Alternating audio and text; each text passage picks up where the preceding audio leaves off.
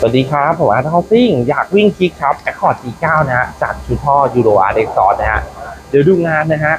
คันนี้นะครับคัสตอมเป็นออก4งานเป็นไฮบริดนะครับนี่ปลายใช้เป็นคาร์บอนนะครับขนาด35นิ้วเว้ากันจดให้เรียกว่าลงตัวนะฮะหม้อยูโรอาร์เด็กซอสูตรเสียงซุปเปอร์คาร์นะครับอันนี้ทำให้แบบสวยๆเลยงานดัดมีพักกลางสูตรเรียบร้อยนะครับเดี๋ยวไปฟังคลิปเสียงนะฮะว่าโหดแค่ไหน